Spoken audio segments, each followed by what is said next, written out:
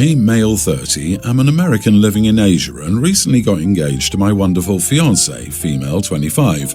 Things had been going great until we started talking about some wedding details. My wife was born and raised and has lived her whole life in this country, and things are a bit more old school here. She told me that it's tradition for the groom to give a gift to the bride's family, and at first I thought it was no big deal, but when I learned more about it, I started to be against it. Typically, the bride will ask her parents what is a suitable amount for the gift, which involves cash and gold, I guess. They told her I should give $3,000 in cash and gold jewelry, adding another $1,000. I thought this was nuts. For context, the average salary in this country is only around $500 per month, so this is a lot of money by local standards. Her family is quite well off, though. Her parents are in their late 50s and both retired, so it's not like they need financial help, I think. I already have to pay for the wedding 100% myself. It's also the tradition here for the groom to do that, where we have to invite her very large extended family as well as dozens and dozens of her parents' family friends, meaning our wedding will be around 300 guests. This will cost me so much, to the point that I worry I can barely afford it.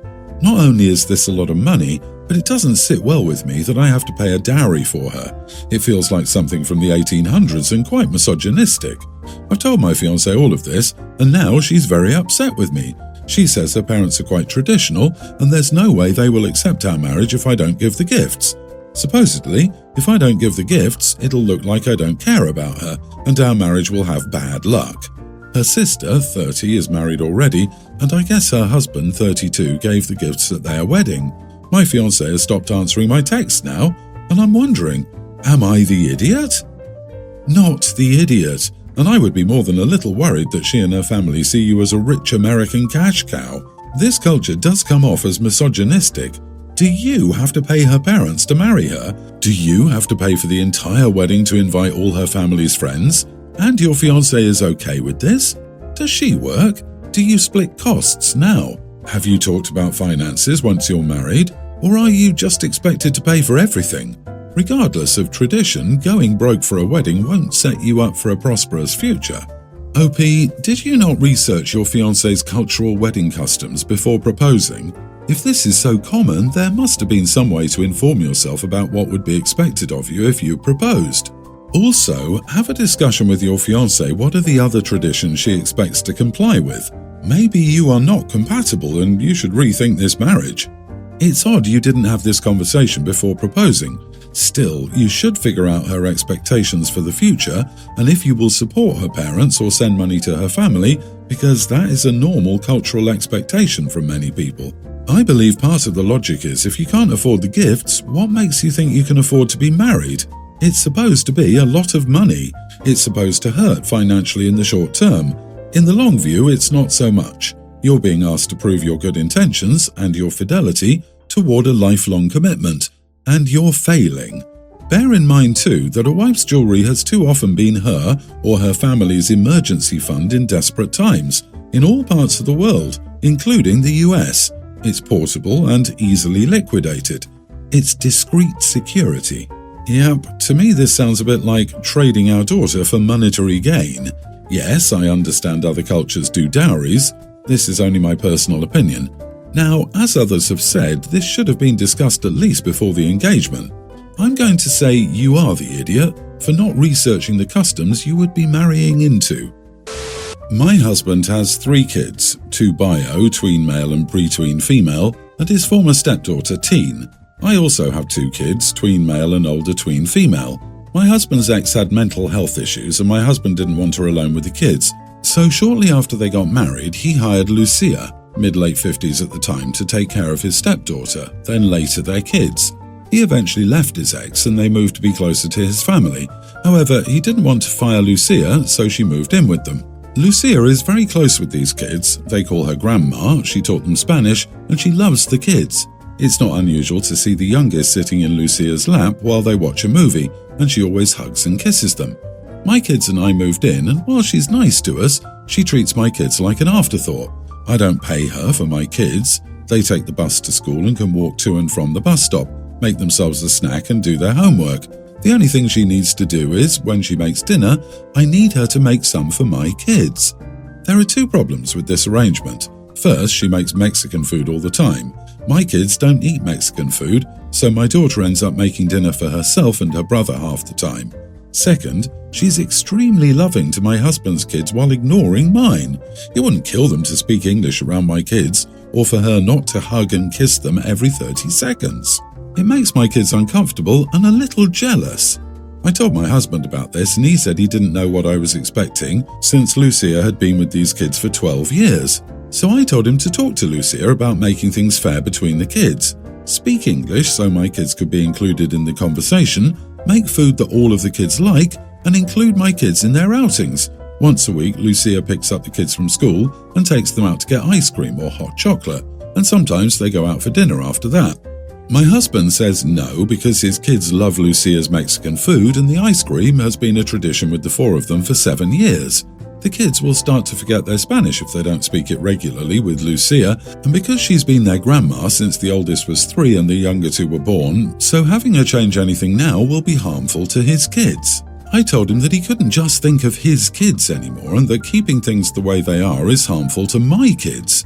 Still, he's refusing to change anything. Instead, he blamed everything on me because I was the one that told Lucia that my kids didn't need a nanny and didn't invite her to any family activities so she could become closer to my kids. Since he's refusing to talk to her about it himself, I'm considering talking to her, but I wanted to know if I was the idiot for wanting my husband to do it. You are the idiot. To your husband's children, Lucia is a maternal figure that they otherwise wouldn't have. They are bonded. You didn't just show up and marry your husband. You were aware that Lucia is their caretaker, and you moved in and are now dictating the terms of their relationship. You are not paying Lucia to take care of your children. Your husband's children are accustomed to the food she makes.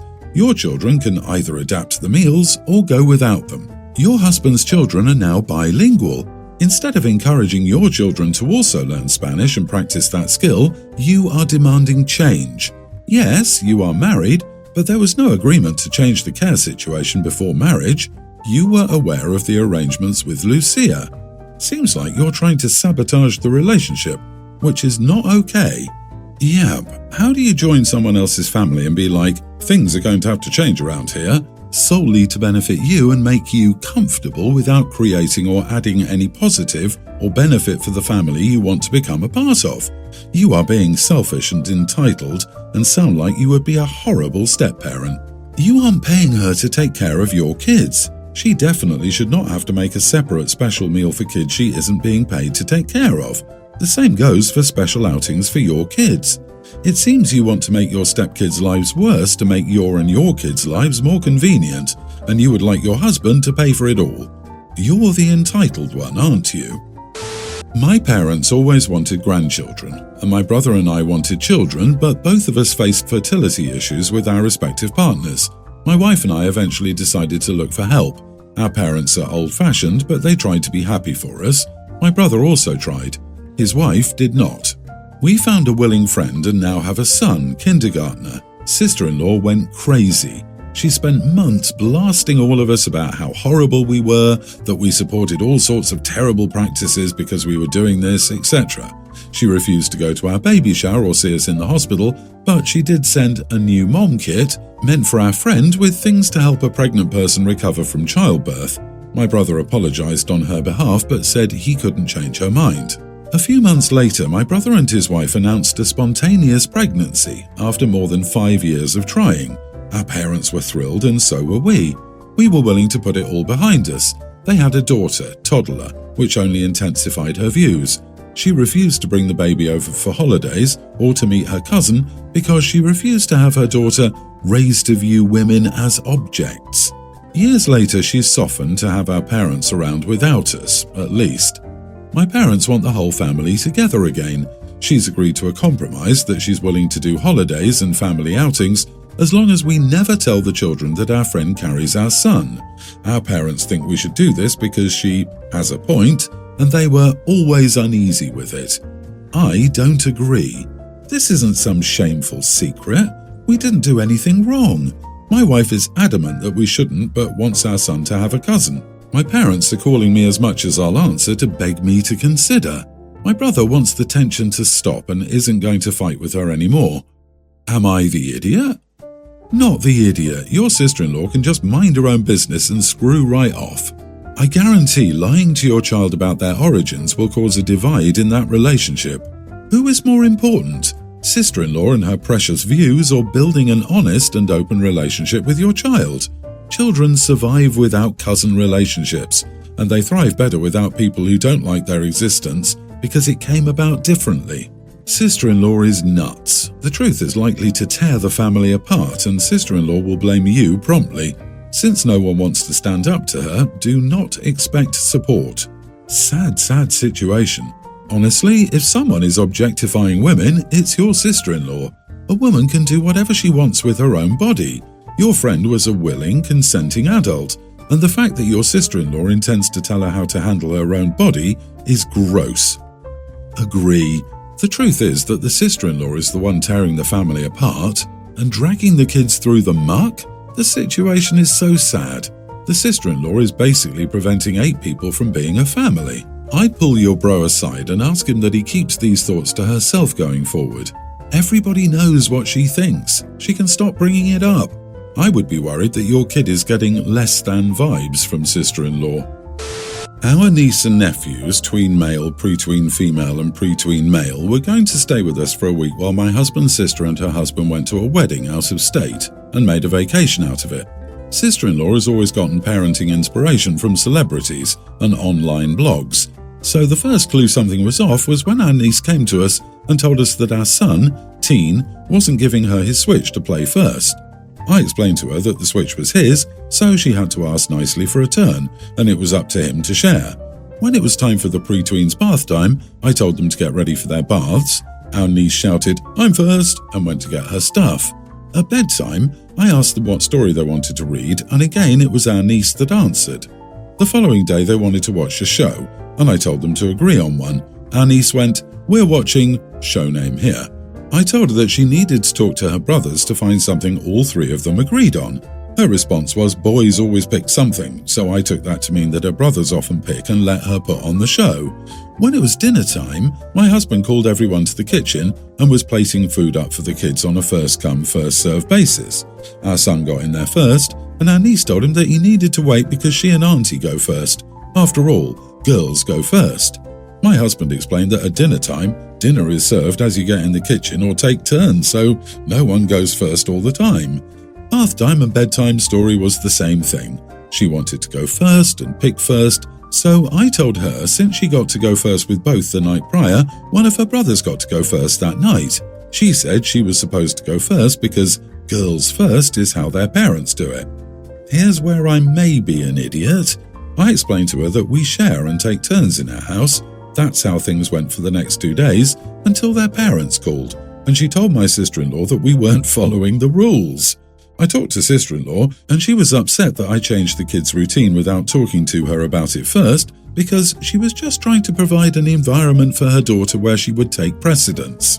I told sister-in-law she never mentioned these rules and routines when she asked us to keep the kids, and even if she had, I wouldn't have agreed to them since they would, and have, impacted my child. I also told her that she's not providing an environment to make her daughter feel valued and special. She's raising her to be entitled and being unfair to her sons. The following day, my husband's parents showed up to pick up the kids, and since then his relationship with his sister has been strained. Am I the idiot for deviating from their routine instead of bringing it up to my sister-in-law first? Not the idiot. Niece complains that your house doesn't do things exactly how their house does, and sister-in-law's response is to scold you instead of just saying, every house is different. Yikes, that's a crazy way to raise a daughter. Your sister-in-law isn't doing her any favours. She'll be shocked when she enters the world as an adult and realises nobody cares about her rules or opinions. You weren't feeding them food they shouldn't have or letting them stay up until 2 a.m.